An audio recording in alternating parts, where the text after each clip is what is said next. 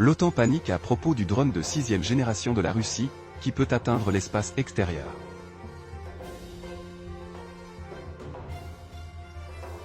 Le Tsekoïa 70 Yoktin-B est un véhicule aérien sans pilote de combat russe qui est actuellement en développement dans le cadre du programme d'aéronefs de 6e génération en Russie. L'aéronef est conçu pour fonctionner de manière autonome et devrait avoir des capacités de furtivité avancées pour le rendre difficile à détecter par radar et d'autres capteurs. À l'avenir, il est prévu qu'il soit contrôlé par des pilotes de GSU-57, similaires au programme Skyborg de l'USAF.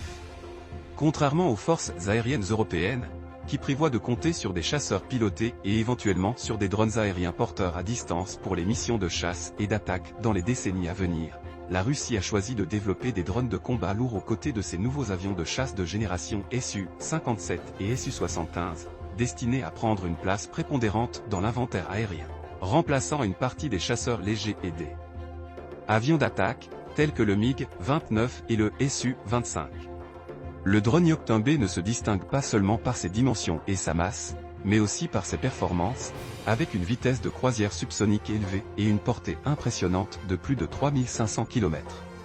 Il dispose de 2 soutes d'armes conçues pour accueillir les mêmes munitions que celles du Su-57 et du futur Su-75. Notamment, il pourra transporter la version aérienne du missile antinavire hypersonique Tsirkon, le Larchin KMD, ainsi que le missile Gremlin ou la version compacte Xur du missile hypersonique Kinzhal. La conjonction de drones discrets optimisés pour le radar et l'infrarouge et de missiles hypersoniques anti-navires et air-sol donnera aux forces aériennes russes un avantage tactique significatif, et ce dans un laps de temps relativement court qui ne permet pas aux forces aériennes européennes de se protéger efficacement à court terme. Selon les données du ministère de la Défense russe, lors de son premier vol commun avec le chasseur Su-57, le drone Yoktin-B a fonctionné en mode automatique avec sa configuration complète, pénétrant dans la zone d'alerte de combat aérien. Pendant le vol conjoint, le Su-57 et le Yoktin-B ont testé l'extension du champ radar du chasseur et ont fourni des données d'acquisition de cibles pour l'utilisation d'armes larguées par air.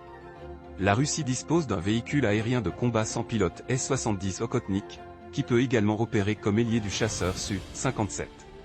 Il est doté d'intelligence artificielle, IA, et peut atteindre l'espace extérieur lorsqu'il est équipé des moteurs appropriés.